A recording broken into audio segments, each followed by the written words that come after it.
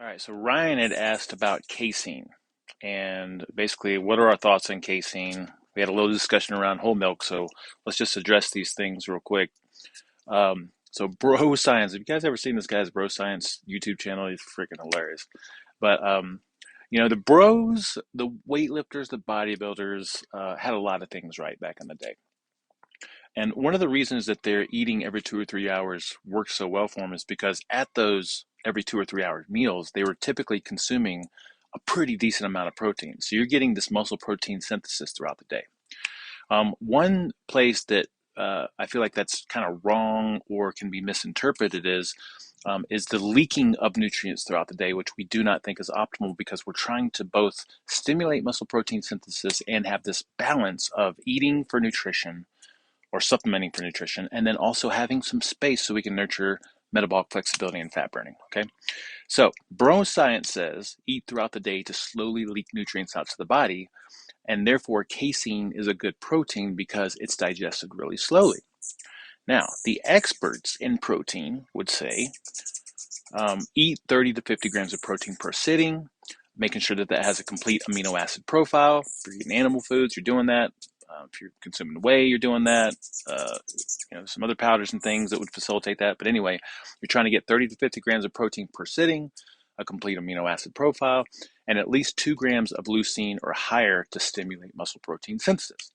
And you're looking for a per meal, they call it a bolus, right, to stimulate muscle protein synthesis versus nutrients being leaked out throughout the day. Because when you think about it, if you eat a food and it's leaked out throughout the day, you're not getting the 30 to 50 grams of protein and you're not getting the 2 grams of leucine because that's getting dragged out over a longer period of time. So the two main things to consider here with this question, I think, are first of all, does the food that we're talking about have the amino acid profile that we're looking for? And then are we getting that bolus at a sitting, or is it something that's being leaked out over time?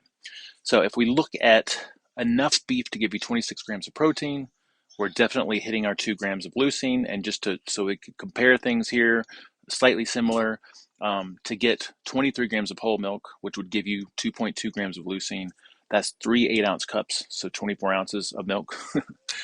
But we also talked about the food matrix and how consuming something in its totality usually turns out to be a little bit better, which I'll address here in just a second. But I'm just trying to give you some numbers to compare the amino acid profile part of it, right? So beef, whole milk, casein, all of them giving you around 26, 23 grams of protein, somewhere around there. They all give us enough leucine, right? So in this context, casein seems like it would be something useful for muscle protein synthesis. If we compare casein to whey isolate's king, but I mean, if we compare it amino acid to amino acid, for 20 grams of protein of whey isolate compared to 20 grams of protein of casein, whey isolate is slightly higher in leucine, but not that much. We got casein here at 1.8, right? Just a little bit more casein, you'd get that above 2 grams of leucine that you need.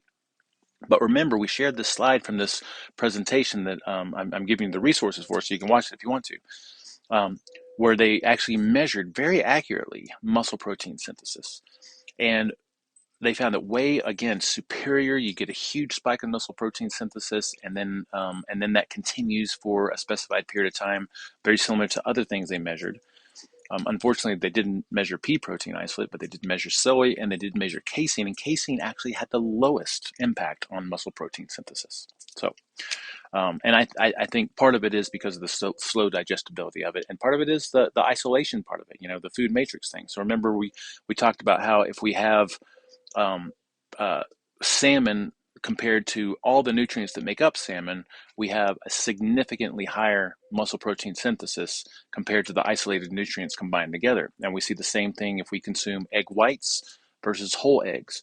Whole eggs give us much more muscle protein synthesis than egg whites isolated.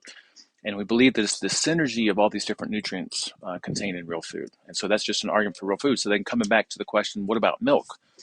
I don't have any data that I could find on milk and muscle protein synthesis, but I think consuming 3 8-ounce glasses, 24 ounces of whole milk in its totality, ideally raw, but something that at least is not homogenized, then I think that would be extremely beneficial if you tolerate milk. Okay. Now, one of the exceptions here is whey isolate. Whey isolate is an isolated, fractionated, kind of denatured component of milk, but from all the research and studies, we just see that whey is king.